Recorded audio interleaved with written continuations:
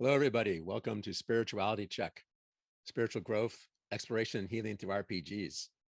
My name is Menachem Cohen, and I'm working here tonight with Ryan Cagle. We'd love to see your faces, so we're on Zoom tonight. So please join us in the Zoom so we can have that interaction, that visual interaction. But please do keep yourself on mute, and we'll have text questions time at the end. So Ryan, why don't you introduce yourself? Hello, my name is Ryan Cagle. I am a game designer and someone whose work is at the intersections of spirituality and game design and use of games in that spiritual formation and self-discovery. I guess a little more about me is just I'm a seminarian. I've been a pastor for 12 years now and in various Christian contexts, and I'm stoked to be here. Again, my name is Menachem Cohen. My pronouns are he, they. I am a spiritual director, a rabbi, and a game designer. And I have much of my work has been in the design and use of role-playing games for spiritual growth, exploration, and healing. I also love to focus on working with seminary students of all faiths.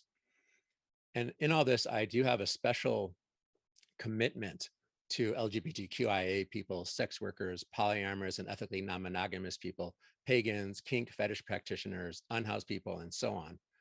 And not because people in these communities need to be saved. Rather, in my decades in or with these communities, I've experienced people feeling undeserving of spiritual care or feeling they'll be judged by spiritual caregivers.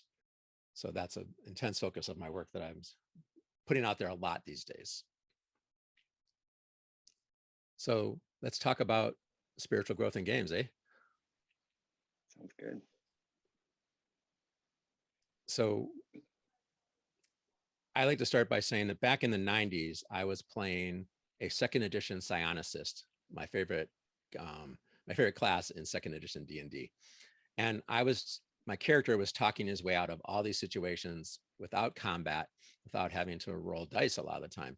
And I was like, that's not me. That's just my character. I'm quiet, I'm reserved. And then one day it clicked. It is me. I'm the one saying those words, and I'm developing these skills and these talents. So I eventually started learning that a lot of people use games in education, in social skill building, in therapeutic environments, like the Game to Grow folks with their critical core game that's coming out soon, and in therapy. So I started asking, how can I use these games to help people in their spiritual direction and their spiritual growth, exploration, and healing? And that's how I made it here to where we are today. I've been researching this for several years. I am currently reworking the game Dream Chaser for one-on-one use by therapists, spiritual directors, pastoral counselors, etc. Pete Petruccia of Imagining Games brought me on to do that work. And we thought we'd also start by defining what is spirituality. Ryan, what is spirituality to you, or what, and anything else you want to say on that matter?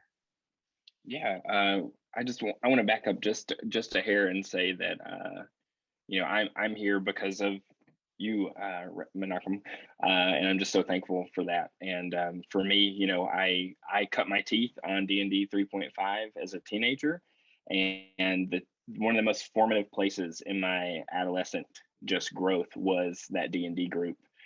Just as equal in that formation for me as church was and as spiritual community was.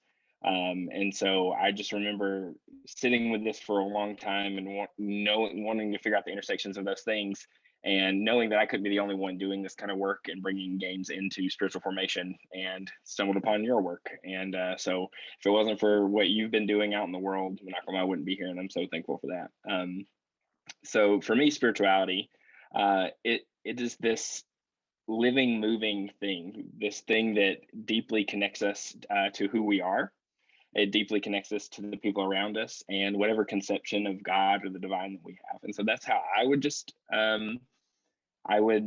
define spirituality, as this means by which we find that deeper connection to everything around us. What about you, Menachem? I think about spirituality as answering the big questions of life. It tells us about, what's right and wrong. Who am I? Why am I here?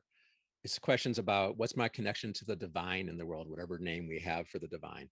And there's a quote by Howard Thurman, who was a spiritual director to Martin Luther King Jr. and other members of the civil rights era. He said, don't ask what the world needs.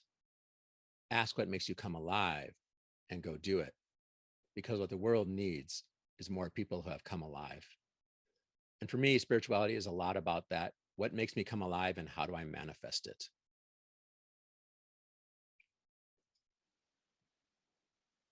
Awesome. So what we wanted to do before we go much further is a little centering activity, just to kind of bring us all into a good spiritual space. So I'm going to invite everybody to, we're going to do it for like 2 minutes, much shorter than it really should be. I'm going to invite you all to roll your shoulders or stretch, roll your neck, whatever feel, your body's calling. And then as you settle down with a little bit of elevation to your spine and some solidity to your seat, imagine your breathing coming from your diaphragm, and imagine using the fullness of your lungs, not just the top, which we often default to.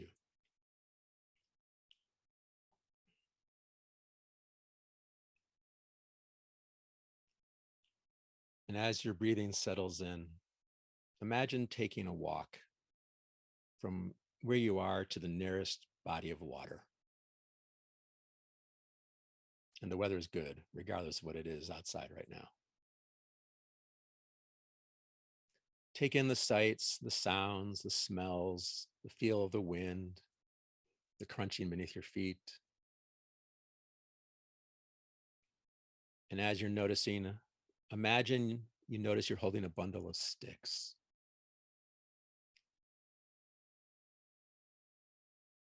And make your way to the water's edge, where you can just stand with your toes in the water. The water's warm, regardless of what the reality is in your geography. And notice a piece of driftwood sitting there on the sand. So sit down, feet still in the water. Build a little fire with that driftwood and your sticks. And light that fire. Watch the flames start to dance, change color, and catch the sticks and then the wood. Feel the water, the ground beneath you, the wind. And let's take just 30 seconds of silence in the presence of these 4 elements at a shore.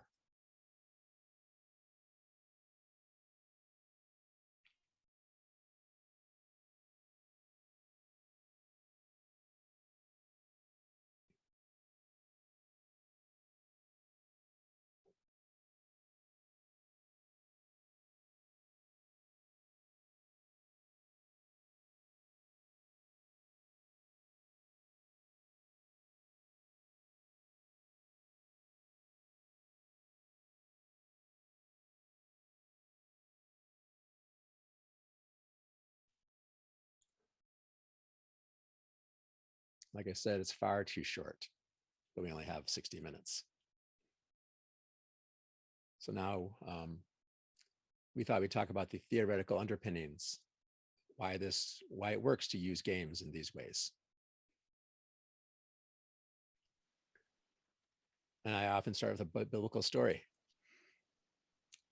So in the Bible, and it's not preachy, it's not religious, but it makes a good point. David is on his roof, looking out over the kingdom, and he spots Bathsheba bathing. And he decides he wants her. So he uses his power to have her husband Uriah sent to the front lines of the current battle with instructions to everybody else to retreat and leave him alone so he's killed. And that happens. And he takes Bathsheba into her house, she mourns, and then they're married. It falls upon Nathan the prophet to come and tell David what a schmuck he's been. But he can't walk in and tell David this directly. He might lose his head.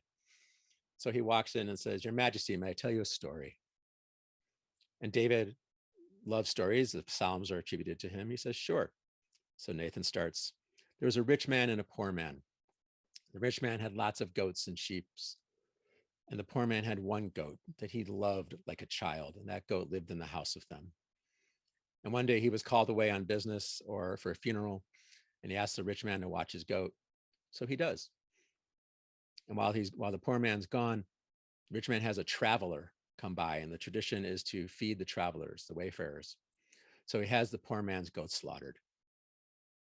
David is irate at this when he hears this in the story. He goes, "That man should be punished." And Nathan, I always imagine trying not to smile, says, "Atahaish, you are the man."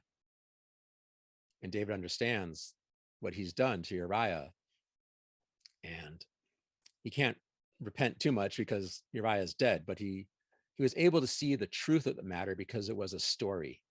He had a fictional distance from the thing. He had some alibi, as it's called in game studies. He said, "It's not me, it's my character. It's not me, it's just a story." So what games do is they give us these characters for us to say, "It's not me, it's my character," to invoke alibi. They give us that fictional distance, get the ego and defenses out of the way. And that allows us to process things and think about things that we may not have wanted to address directly. Ryan, thoughts? Yeah, no, I always love that story. I love hearing you share it every time I hear it. For me, the all of that just hits spot on. But I know in kind of preparing for tonight, I was thinking about the theological underpinnings, and for me, being in the Christian tradition, I'm going to gravitate to stories around Jesus, of course, and this should not again be taken in any kind of preachy way at all. But there's this story in the New Testament where Jesus and a few of his disciples are on Mount Tabor, and there is this moment of what in the scripture it gets called transfiguration, and it's kind of like Jesus is glowing and all these things, and everyone around him's terrified, and it's just this whole thing. But that word for transfiguration, we always so often, I know I was taught coming up in the church about how it was this otherworldly kind of thing. But when you get down to the root and you get down to the core of what's happening here is that transfiguration, it's a becoming more of oneself. And so for me, so much of what the theological underpinnings for this is when we have that alibi in that space, we give ourselves the opportunity to become more of ourselves, which is ultimately to me what spirituality is about. It's about becoming more of who we are, more true to who we are, more whole. And I think games are just such a fantastic medium to get to live into that, because we do get that space, like as Menachem was talking about, to distance between us and our character. But what happens is that we always end up living into that character in ways that we would do it. You can never fully separate yourself, but in some of those moments and those fantastical things that happen in all of our favorite role-playing games, you get to learn something about yourself, or you get to excavate something in you that you may have not known was there. And so for me, I really like that idea, is games facilitating this ability for us to become more of who we are, sometimes through wild, fantastical dungeon crawls, but definitely can happen. A friend of mine, Alan Turner, who's a game designer, his game is called Edragor. He once said to me, even murder hobos. Yeah, Edragor is a fun game. It's post-apocalyptic tribal horror. And Alan himself is Black, Lakota, and Irish. So he made a non-colonial game from Lakota and his personal perspectives. He once said, even murder hobos in D&D are doing it for a reason. Right? I'm looking at Lucas's comment that this allows you to explore a space, a concept, without the necessity for having experienced it yourself. So something is happening with someone who wants to feel that power, that agency of, taking care of the situation with, maximum. I've lost the phrase I was going to say. Euphemism for force and killing. In addition to alibi, what we're hoping happens here is bleed, right? Where things from the game affect our daily lives, and things from our daily lives we put into the game. So we might put questions we're addressing or issues we're trying to think about into our characters, or our characters go through situations that then help us reflect on our daily lives. And that's in game studies is called bleed. So Ryan, what sort of work have you done already in this area? Yeah, so like you, Menachem, I'm a spiritual director. I was trained at the Phoenix Center of Spiritual Direction in Arizona. And so I've used this in small group settings, playing just different RPGs and then punctuating those group like game sessions with individual kind of spiritual direction sessions. So it's kind of like a both and thing. Which has been really interesting to have those conversations outside of the time we've had the games together as individuals. Another thing for me is that as someone whose my primary spiritual practice involves journaling, so I've been immediately drawn to solo journaling games. And as a designer, I've created several and have a few in the works now, and several of those that I hope that they ultimately will they allow this facilitation for folks to process emotions that they didn't know they needed to process. And so for me, it's been primarily using games in spiritual direction with individuals and groups, but also as in trying to create games that can facilitate that self-reflection and that critical reflection. And for me, another really important part of the work and how it happens is that if we in designing games is that we can design games in a way they're not overtly spiritual. They're not like trying to get to the bottom of some spiritual truth or anything, but when we can design them in a way that creates moments for self-reflection, moments for like a moral imagination exercise, because oftentimes we have morals and we have values that don't really get tested in the world around us, but they can be tested in the game, and we can use those moments to reflect back on those things. And so that's primarily where I've used them. The latest time I think was this last week. I got to take one of my solo journaling games and turn it into a group practice for one of my seminary classes, which was really interesting. What about you, Menachem? Well, I also want to mention that you have your role for spirituality. Yeah. Well, that's role for spirituality is where I have a podcast coming out that's just talking about this topic, continuing the conversation on this topic. But also, that's the primary place to where people who are interested in spiritual direction with role playing games can get connected, and that's where I'm kind of really fleshing out this work is in that space specifically. Thank you. Yeah. So I mentioned before I'm working on adapting Dream Chaser here for one-on-one use in 60-minute sessions for therapists and social workers and spiritual directors, pastoral counselors. Pete Petruccia, the designer of the game from Imagining Games, who is doing the Chew role-playing game right now on Kickstarter, by the way. He said therapists and social workers came to him often asking, how can I use this game in session? And Pete and I had talked a lot, and so Pete brought me on to do that work. I also have run spiritual discovery Dungeons and Dragons groups, and I've run those for individuals and also at the Broadway Youth Center in Chicago, which is a one-stop youth center for LGBTQ and our homeless youth. And I use Dungeons and Dragons. Why? Because everybody knows it, right? It's a way to get people to come in. We'll talk a little more about that in the mechanics discussion in a little bit. And I'm also currently working to start groups up there again since the drop-in center is reopening after pandemic.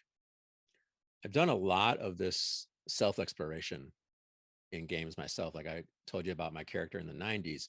But in the last 5-10 years, I have really explored my sense of gender in the world. What does it mean to have a gender? And I've played characters with who have been non-binary, or characters who you didn't see their faces and couldn't tell what gender they were.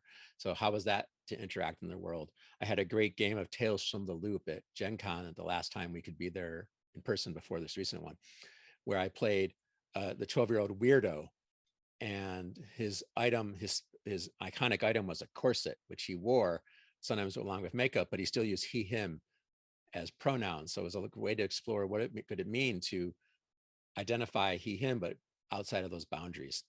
I tend to play a lot of characters who use a lot of drugs because I lead a pretty controlled kind of, way of presenting myself in the world. And one way to let go of control is drug use. So I play characters who let go of control that way. And it just happened to me kind of, even when I'm not trying to, I make a character where I got to play a bit of Mage 20th anniversary last year. And I made a character who was raised to be a mage by grandparents who trained him since he was a baby. And at 13, his ascension ceremony, nothing happened. In fact, his parents were taken They disappeared, magically somehow. And he spent the next 30 years trying to manifest. And I thought it was just a cool story. But playing the game, I realized, oh, I'm 52 right now, and I didn't really start this work seriously until like the last 5 years. And there's a bit of a late manifesting for me. So I was processing, what does it mean? How do I feel about coming to this, my life's work later on, at this age? So speaking of mechanics, go ahead, Ryan. Did you have more to say? Oh, I was just gonna kind of piggyback off you in that, and just talking about, as a someone who wasn't like raised in religion, coming to faith as a teenager was like really like um, jarring, especially living in the deep South, because I found out really quick that Christians weren't supposed to believe in evolution, weren't supposed to do all of these different things that are very characteristic of like Christian fundamentalism in the deep South. And all of a sudden, I had this moment of like spiritual connection, but then all of this intellectual issues with where I found this community, and I put myself in a place of contradiction. And for me, spiritual Dungeons and Dragons 3.5, oddly enough, was the place that I got to process my faith in a safe space.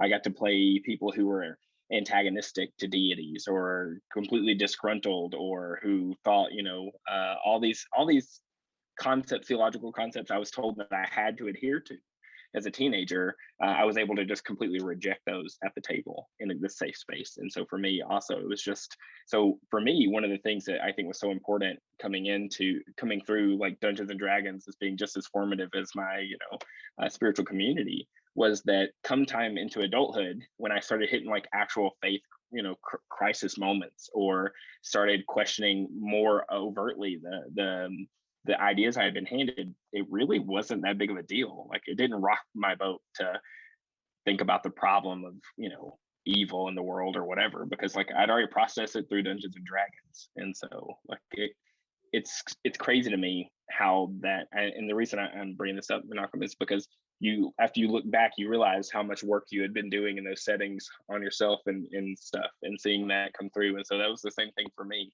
It was afterwards that I realized how much being at the table playing role-playing games helped me stay grounded in the middle of and connected to something, connected to spirituality, despite all of these ideas that I was not necessarily ready to agree with. So Yeah, like I said, we all do this anyway. What if we put a little bit of intention into it to say we're intentionally going to try and learn? So we say in the description that we're going to talk about how to do this in games through mechanics, role play, setting, and story. So how, Brian, do you see us using mechanics to do this work? yeah, that one of the things I love about this is that, I think me and you went back and forth just talking about it over the last several months, is how different mechanics can like completely oppose mechanics in certain games can still facilitate this response, or facilitate this opportunity for spiritual discovery or self-discovery.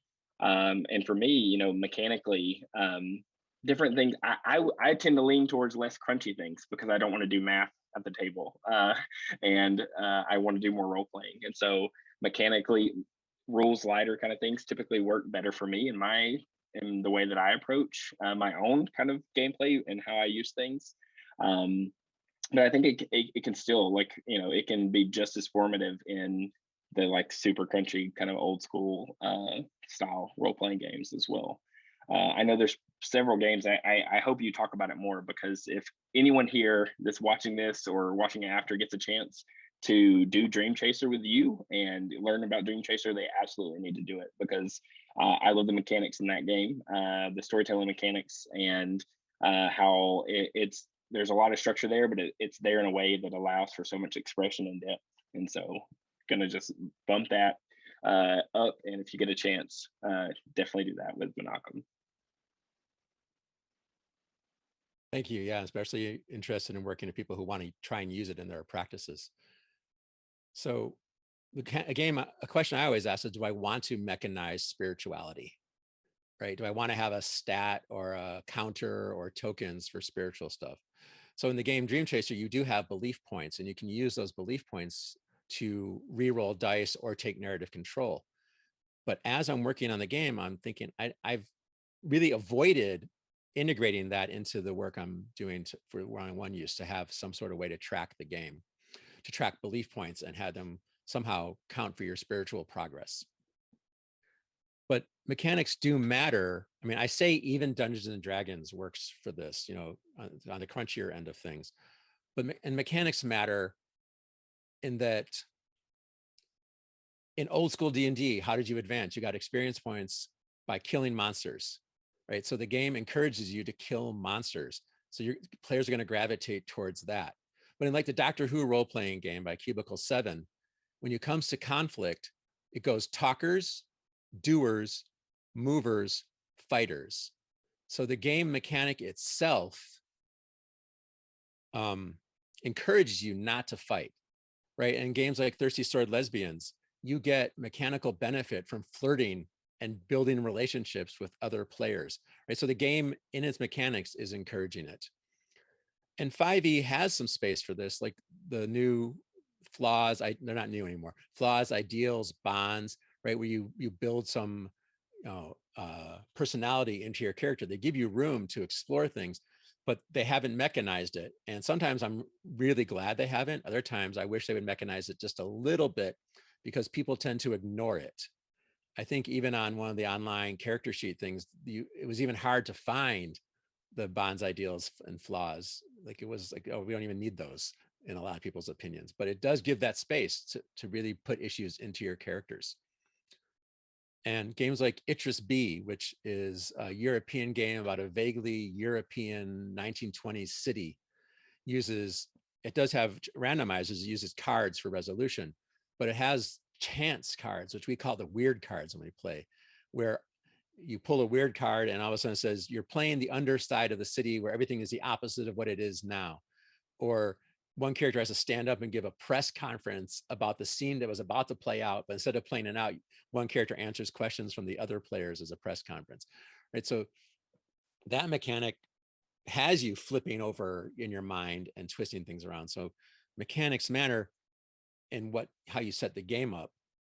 But when it gets too crunchy, when my spiritual D&D spiritual discovery D&D groups, I was dropping rolls left and right. I was skipping through things and hand waving that something succeeded in order to move the story along, instead of doing the numbers and the math, and even in combat. We also talked about role play and setting and story. So Ryan, what thoughts do you have about how those can help us in spiritual discovery in games?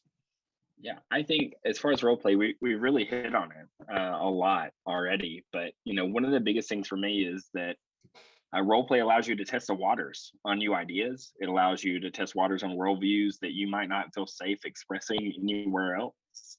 It was really nice for a kid coming to faith, living in fundamentalist Christian South, to be able to play and someone who is antagonistic against the idea of religion or gods in this game.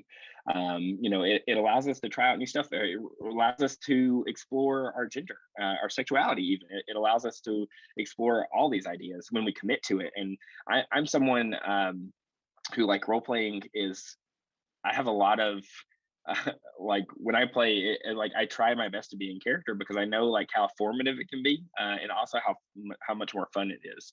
And that's where not to go all the way back to the mechanics thing, but that's why I prefer really role play heavy games versus mechanic crunchy games. And granted, crunchy games can be played heavily role played, but so as far as like role play goes, like we really hit those waters. We've already like talked about it a lot, but one of the things to me is that when you really commit to a character and you commit to these flaws or these strengths or this alignment, even it allows you to begin to try something out, even if it's not intentional. You could play a game where you just completely, I think we've talked about it, Menachem Troika, and just completely roll up a random character, and you'll realize, in the session, there's certain things about the character that are reflective of you, and vice versa. There's certain things that character's doing that if you were to really sit down and reflect back on it, you might realize this because you couldn't do that in real life. And so like there's just so much there that happens in that space. It creates a sacred circle for you to just experiment with anything and everything, whether that be drug use in games or whatever. As someone who's like deeply committed to a type of pacifism, is like being able to kill an ogre is like really cool. And then it also makes me reflect back on like, why did I really want to kill something so bad in this D&D game or whatever it is. So like role playing allows us to really just try out whole new worldviews, and which is such a gift, because so many times we live in a world, or we live in communities or families where any other worldview is hostile to the communities we find ourselves in. And as far as setting and story goes, I just think I think that there's not this one idea like we talked about. D&D can do it, Murder Hobos can do it, Dream Chaser can do it, solo games can do it. Different settings and stories can all facilitate this work, and you could be more intentional with some. But I think the biggest thing is that when our settings and stories, it's going to be a little harder to be like reflective if like the setting is like you're going to this dungeon, you're killing everything in it, you're getting the loot. But it still can be, versus games that are very like story driven. And so those settings with like more robust stories or opportunities to have the freedom to explore, I think facilitate better, but they don't necessarily have a monopoly on the possibilities that take place either. What about you? Yes, ditto. But and one thing I was thinking of while you were speaking was the relationship questions in games like Thirsty Sword Lesbians or Kids on Brooms, where during your session 0, you're asking to the left or to the right, or picking people different relationship questions, and you build a lot of role play material through those questions, and you can build up a lot of issues about why you trust or don't trust this person, and they can you can put a lot of your questions about your life into some of those relationships that you build, and you then get consent from other characters, right? Because every time you answer one of those relationship based questions, you are asking, is this okay with you? That we got in a huge fist fight 2 years ago and we haven't talked to each other since then, right? Is that okay? And that could be about how you resolve conflict and violence in your life, for example. And also, when I run spiritual discovery D&D games, my goal is to meet with each player for a couple hours to make their character, right? Individually, ideally, so we can really talk about, well, oftentimes introducing them to the game, but also talk about why they want to play this game, why they were attracted to playing a game that's spiritual discovery D&D. With the youth who are experiencing homelessness, it's often hard to get them to do that, so I didn't get to do it all the time. But one moment that came up in the group, which ended up being a beautiful moment, I was working with this group, and one guy showed up for the first day. It was the second or third game. And I explained to him the different kinds of characters he could be. And his appearance was the kind that people whose fear is ruling them would call a thug, right? He was black, he had the sagging pants, he had twists, and he walked with some swag. And I explained the characters, and he goes, I want to be a healer. And his friend next to him was like, no, you can be a kick-ass barbarian with a giant battle axe. And the guy was like, no, I want to be a healer. And I, tried to contain my excitement and just said, okay, we'll make you a healer. But this idea that he could visualize being a healer in this game, which is an image he doesn't have, was so beautiful. Unfortunately, COVID cut that group short and we didn't get to dive too deep into it. But he got to role play the idea of healing people, and saving people from dying. And it seemed really a powerful idea to him. I always love when you share that story. That's such a perfect example, I think, of like some of the benefit that happens at the table. I mean, the population changes at the drop-in center. I'm hoping, though, he still comes around and gets to come back to the groups. I don't know. We'll find out in the next couple of months. We mentioned earlier GM'd games and GMful games, and what are the pros and cons and distinctions of using each kind? You want to say more about that now? Yeah, I think the older I get, the more I like GMless or GMful games.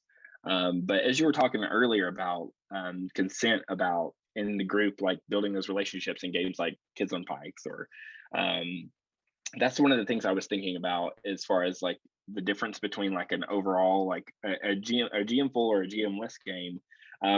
Most of them, at least the ones I've played, really that inter player consent has to take place often on things. And I don't know, I just think back, I just reflecting how often our culture just doesn't understand consent, and how much of a benefit those kind of games could be, especially to teens and younger folks, who've not grown up in areas, or not grown up in a world where they've either been told they can have agency and draw boundaries, and have, or they've don't know, they consistently transgress boundaries, whether that just be like normal weird social things, not necessarily something like bad. But so for me, like, I don't know, that's what I was thinking of when you were talking about consent earlier, like at the table around like games like Kids on Bikes. One of the things I know, like for me in my spiritual direction practice, I practice the evocative method. So it's called spiritual direction, but it's very rarely very directive at all. I'm not a guru. I'm not here to like tell people what they need to do to be better spiritually connected. I'm here to help facilitate, cultivate a space for those things to happen, for self discovery to happen. But GM games can still do that. You can still be a GM and not, be like this overtly controlling person. And so, like, there's still enough space there, I think, for player agency in GM games. Granted, that goes back to what kind of GM you are, but I still tend to lean towards GMless or GMful games, just as far as an enjoyment level for me, and like those collaborative moments. But GM games is someone who, you can be an evocative game master. You can be someone who's cultivating a space for discovery to happen, even in games like D&D, and not be like, you have this very strict plan where you're going to make sure every, bad thing happens until the players go left, no matter how many times they go right or whatever. So I think that's that it can happen in other ways too. And then solo games, just to jump on that, I love solo games. I think I said that earlier, just as someone who's like, journaling is a very important spiritual practice for me. If I can pretend to be an astronaut, struggling on a spaceship, and that sometimes can, that's a original reference, but it can tell me something about myself when I go back and read through those entries or broadcasts, whatever game it was. So what about you, Menachem, as far as like, how do you feel about how GMful, GMless games play into what happens at the table or in spiritual discovery or self-discovery? I was listening earlier to the Diceless panel, and Chance Feldstein made a comment about how games with less randomization allow for more personal transformation. And so I was thinking about that in context of our discussion. And I tend to agree, but I also love, we brought up Troika earlier, that when you get a random character, it kind of increases alibi. It's certainly not me. That's just some random character I got. So it can allow for us to do that work. But in a GM game, players don't know so much what's going to happen. In a more traditional GM style game, we don't know what's going to happen. And that unpredictability can allow for exploration to happen and discovery, because you discover how you react to things you don't know what's going to happen. In a GMful game or GMless, where everyone's sharing the GM responsibilities, players can help set things up in the narrative that allow them to explore the questions they want. So they have pros and cons. I wouldn't say one's better than the other. And you already said everything about solo games. So. No, I'm sure you have great opinions on those. One of the things that I did want to bring back up, or wanted to say about GMful or GMless games, one of the things I think they have such a great benefit for is like what it means to like imagine new possibilities with a group of people.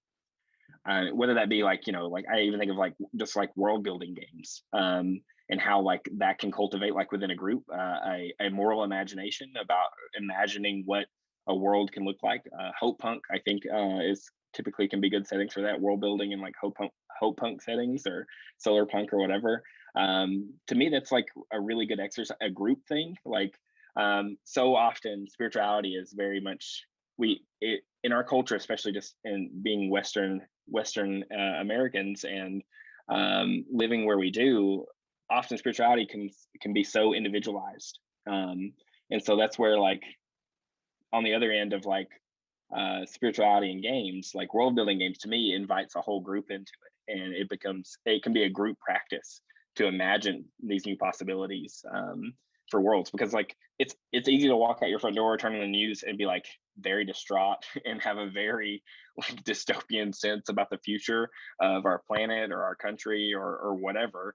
But so games can offer GMful or GMless games and GM games, but there's something particular I think about like GMful, like world building games allows groups to come together to all practice this moment of imagining new possibilities in the world. And that hopefully bleeds out into the way they live and how we live, to be able to go through and, realize like there's other alternatives for the way things are happening in our world. And we can also build new worlds in the real world outside of the table too. Yeah, I was going to say we had one more thing to do before questions, but Hope Punk is a idea, an approach.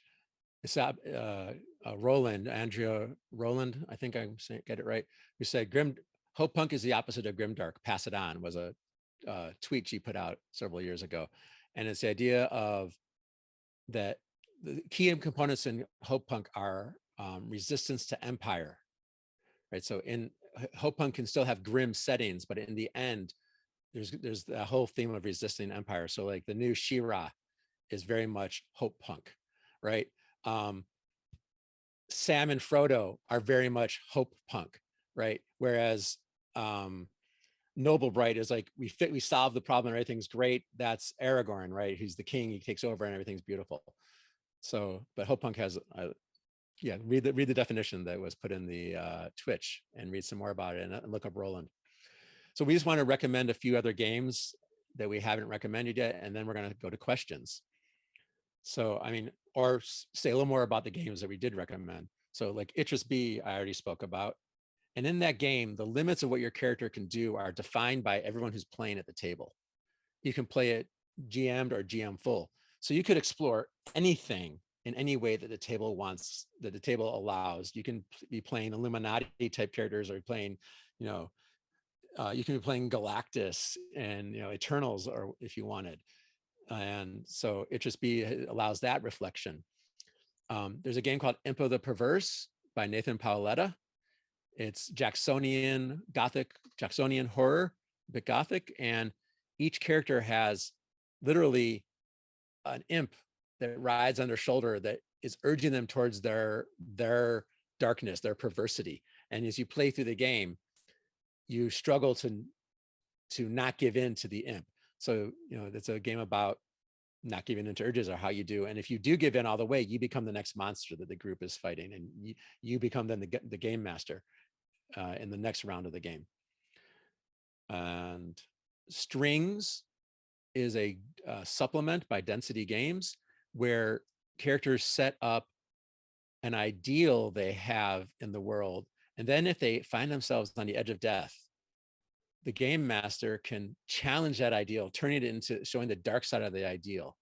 And if they accept this new twist as the truth, they don't die, right? So it's a way to replace death mechanics in some games. So that has beautiful and possible implications for games. Any other games you want to add to the discussion, Ryan? Yeah, absolutely. I know grasping as far as like thinking about world building games, one of my favorites that I've watched a live stream of it. I think it's really cool. Grasping Nettles by Adam Bell. It's where you basically play this community over the course of generations, which I think it just creates this cool opportunity to watch through this generations passing and world building through it, which is a really cool thing. If you haven't caught on, I'm really big into world building games. There's a cool game called Superstition where you are essentially like the town oracle. It's a solo game. I'm trying to think of the name of the person it's by. I think it was kickstarted at this last year's Inquest. But you're like the town's oracle, shaman, or whatever, who doesn't like really believe in any of the stuff, but the people come to you and you have to like come up with rituals and things to help them in their spiritual and dealing with their problems. And to me, that just really hit home with a lot of stuff, because there's definitely people who come to me as a pastor with things I don't really share that belief, but it's not my job to tell them like, hey, your belief isn't, I don't think it's real, or I don't think it's, or whatever. It's, I honor it, and how can I help them find meaning in it or whatever. So superstition is a good one. I'm trying to look at the ones I wrote down. One of the games is just like, so like D&D, again, super crunchy, people know what it is, but I've really defaulted to Quest, which is kind of, it's a D20 game, but it's really easy just jumping in, but still like fantasy. That's what I've been using in my group spiritual direction settings that way. There's plenty of solo journaling games I could list off. But one game that I'm not recommending it yet because I haven't played it, but one that seems like a little more like could be really focused in on this is a game called Afterlife, which essentially is like you die and it gets botched, and then you have to go through and like rediscover your memories to pass on finally to the next world. And maybe that's a little more strictly, it's not meant to be like the spiritual discovery game, but and those themes are a little more on the nose, but I definitely think it could be a good one. And I've even used like games like Questlandia in group settings for this kind of work too. So there's a lot of good games out there, I think. Another game is The Quiet Year, which I feel like people just really know about it. It's a map game, but you're basically building this community with others that's coming forth after a collapse, after apocalypse, essentially, or after a destruction. So those are some of the games that I would definitely recommend. Cool. Yeah, I'll just mention Dream Chaser again, a great game for exploring things. I want to say that whatever game you're playing, you can bring the ideas and the goals to. And I read a lot of these other games, and then I incorporate them into whatever game I'm playing. I read them as references, not as full games. So anyway, now let's go to questions. Lucas, what do we have? Great. So we have a few different ones. One is kind of asking about medium. So saying dancing, performances, masks are common tools of spiritual transfiguration. And how are games different than these other mediums in this change, in this spiritual nature? Sure. The first thing that comes to mind is that a lot of media we watch and have a response, but we're not interacting necessarily, right? There's plenty of interactive dance in other medias, but in a game, it's an interactive process where you are moving through the game with other people and your character. So there's that interactive nature, I think, is the biggest difference I can think of.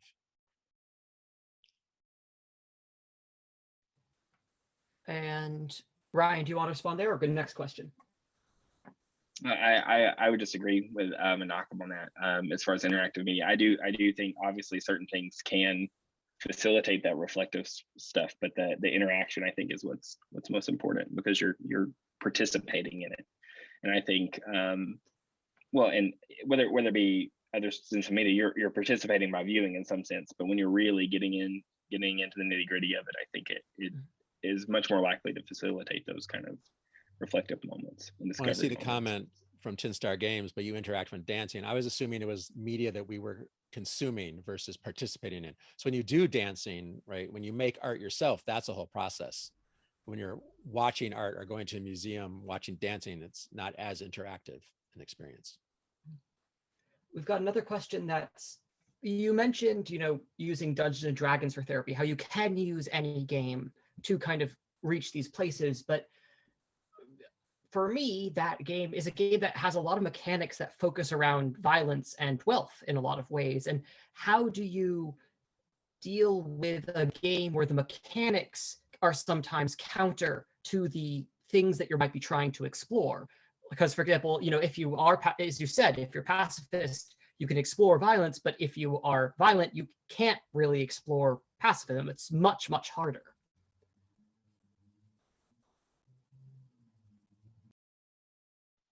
I mean, I would say if you're someone who leans towards being not necessarily violent, but your gut reaction is to punch someone in the face, whether you actually act on it or not, but that's your immediate like internal process, then it is just as applicable to try out pacifism in a game, because then you got to be, maybe you are playing D&D and you're going to try to figure out how you can solve every possible problem without lifting a finger, without physically fighting someone, which granted in D&D is going to be a lot harder than some other game that's mechanically bent towards that. So I think definitely if you're, depending on what you're trying to explore, you got to find the right fits of those things sometimes. Or I know as a pastor, like if someone comes to me and they say like, you know, like I've been getting up every morning to read the Bible or and praying or whatever, but it doesn't feel like it's working. And like I've been doing it for 6 months, it's not working. Okay, try something else. Let that go. Let's find something else that you can connect with, because ultimately, not utilitarian in like the extreme philosophical sense, but like if you're doing something that is not, if you're whatever you're doing is not really working, and you've really given it your best shot, it's okay to figure out a different way to do it. So like if I am playing a crunchy game or I'm leading a crunchy game, like Menachem, I think he alluded to this earlier, like I'm not going to let all the mechanics get in the way of like real role play story, like good things reflective happening in the game. Like if I need to just cut it out and wave my hand past it, then that's what you do, because it really, especially if you're using this specifically for that, because ultimately those mechanics should be there to facilitate gameplay, facilitate a better experience. And sometimes the mechanics, we all know they get in the way of something, so you just ignore it, especially if it's D&D, right? Right. And I think in a way we can't railroad people into having an experience, any experience, right? We can't really make them feel any particular emotion. So if they don't want to do the exploration, they're not going to. On the other side, sometimes you can play a game, whatever game it is, and you're choosing to explore something about yourself, and no one else at the table has to know you're doing it. Right? You don't have to tell the whole table that you're putting this into your character to think about your dead parents or whatever it might be. You just do it, and whatever the mechanics are, that's you role play to think about those matters and those issues. And I would second, drop mechanics as much as you can for the table you're at, or switch games if the game isn't working for what you want to happen. So then we have some questions more on the game design side. If you have this in mind, how can we design games to be more instructive in this manner, or to have mechanics that support these kinds of explorations? Specifically noting how the law, chaos, good, evil axis is difficult to work with in this way a lot of times. And what are ways you can design systems to support people in these processes?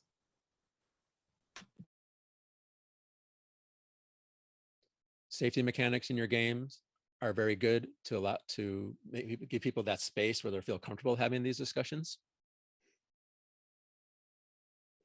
Asking for backstory and personality quirks and flaws and ideals, so you know what your characters value. So then you can also put them into challenges. For example, I play a lot of games with adolescents, my own adolescent and other people, and I tend to put them into moral quandaries where the answer might be gray, right? So I choose I don't just have them go into a dungeon, there's kobolds.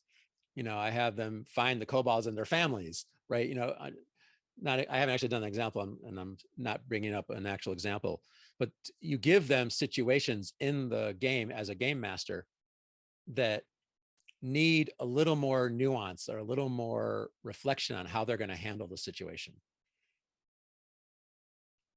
Ryan? Yeah, and as far as like, I totally agree, Menachem. And as far as like designing like totally new games, or like if you're like a game designer, I think one of the things for me is that like all the games I've designed, none of them could be played in a way that like is just over. I mean, they could like overtly be used that way, I guess. But like I haven't designed any games with the thought like, hey, how can I make this person think spiritually or deeply about this thing? So there is a give and take, because people are all going to come to games with different things. We've all had those games we've played where we've not really been really into the character, but we've done it anyway for the sake of the story or the sake of the table, right? But as far as like designing games, I definitely think, those reflective things, any kind of games that you can add extra layers to, so you're not just playing like, a level 1 fighter with a greatsword or whatever. You're playing someone who has a story, who has a history. And so sometimes those are given. Like some people, like when they come to the table, they play games, they want to think through that whole backstory. They want to think through like what makes this character who they are, or this trope. But I definitely think certain games already have that stuff built in. Like there's games like you're playing a particular trope. You're playing, whether that be Tales from the Loop or Kids on Bikes, like those, that you're playing a particular type of person in this town. And so going even from simple questions of like character creation that have nothing to do with abilities, like what is your like your goal in this game? Like what is your goal? What do you want to achieve in your life, or what is your fear? And so like those reflective like kind of story like additive things, I think really we can use those in games. Like I just designed a horror game for Halloween this month, and one of the things that's critical to the game is like you reflecting back on like what your fear is, and then also how everyone else that's in this. And so like maybe like you come to the table and you just bring up a totally random fear, or maybe you bring up an actual fear you have. So in designing games, I don't know that I wouldn't go into like designing games in a way that like I'm going to make a game that is like really going to push people to like think spiritually, so to speak. But anything that calls for any kind of pause to reflect in any way, to think like really well about what your character is doing and who they are, I think any of those kind of mechanics make it happen. And definitely like mechanics that don't make it easy to resolve things. Like, it's easy to swing an axe at something. But if there's more creative problem solutions that you can bake into a game, like the Doctor Who game that Menachem mentioned, I think those kind of mechanics create more diversity at the table for people to live into different styles of playing and different resolutions. And so we have, sorry. I also want to mention your stats. What kind of stats do your characters have? Do they have physical combat related stats? Or do they have stats like karma? Or do they have stats like belief or something like that, that kind of frame what the game will include? Yeah. So one final question, then we'll reintroduce and close up. We have about 4 more minutes. Is, can there be too much alibi, or that the bigger the mask, the more it reveals? On the flip side of that, how do you stop there from being too much bleed? The poster finds RPGs incredibly intense because they reveal so much, or maybe too much of yourself at various times.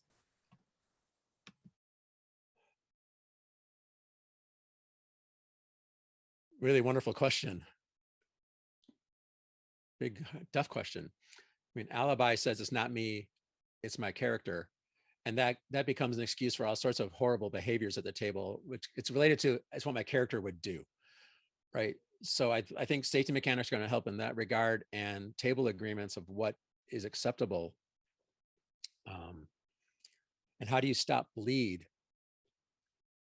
I think you have to have ways, again, safety mechanics, to say, we need to stop now. I need to step away from the table. I need to process this. Briefing and debriefing. I forgot to talk about how in my D&D games, we do a meditation and we have opening questions, and then we have closing reflection questions. We don't do a lot of tell me about your mother at the table, but we have a few minutes for each person in the group sessions to process. So there is that kind of process, of entering and leaving the magic circle of play. The idea of magic circle is there's a space of play where daily rules of life are different, but you don't walk down the street kicking a soccer ball all the time. Most people don't. You don't roll dice to determine what you're going to do most of the time, unless you're doing a fun book project. But when we enter that magic circle, we delineate entering and we delineate leaving, so that we can kind of, in LARPing, they call that de-rolling, right? Where you can step away from what had happened in the game and hopefully have a chance to process it. I know that's not really a great answer, but maybe Ryan has a few more thoughts. Yeah, I don't know that I could add anything of like real value to that. I think one of the big things is trying to be like, obviously if you're in a spiritual set, if you're like doing it with someone like me or Menachem, and like we're in that setting, we're going to try to facilitate to help that be healthy, right? But if you're just like someone who's like just doing RPG, you're having a game and you're just playing, but you're finding yourself like really caught up in the emotions of it or whatever, I think it's important like to be able to, like, if you know that it's going to be that, then you're going to have to honestly take the time to like be able to realize, I need to debrief, I need to step back, because, or if you're a GM, then you can offer that, like you can like, hey, like, I know we all just had fun, we slayed a dragon or whatever, but like let's just take a minute and just like reflect back, like the best parts, the worst parts of the game, like all of it. And it doesn't have to be some like spiritual thing to do. It's just a good, healthy way to like really end the game in general, I think. But if your GM's not doing that, or you're not doing it in a setting like me and Menachem provide, then to some extent it has to land on you to be able to think, go, how can I enter this, and then how can I exit it in a way that's healthy for me. Okay. Well, thank you so much for this panel. If you would like to reintroduce yourself, where we can find you and what you do. Hi, my name is Menachem Cohen, he, they. I am a spiritual director, rabbi, and tabletop game designer, and I do this work. You can find me at whatmakesyoucomealive.net. I'm also What Makes You Come Alive on Facebook, and there's all the information in the Twitch for the rest of it. I'm Ryan Cagle, he, him. I am the designer at Paradox Press Games, and then Roll for Spirituality. So paradoxpress.games is where you can find all my games, and then the spiritual game stuff you can find at rollforspirituality.com. I guess I want to mention that I'm on a streaming twist with the Cast Gamers, a community of applied spiritual and tabletop gamers, and we play games with a bunch of professionals and then debrief and brief. And we also have a stream called Gaze of Our Lives, queer people playing queer games. So we also do this briefing and debriefing questions. And I'm going to go hang on in panel talk in about a few minutes after I breathe for a few seconds. If anyone wants to continue to talk over there, panel talk on the Discord. Thank you all for being here. And thank you, Lucas. And thank you, Mickey.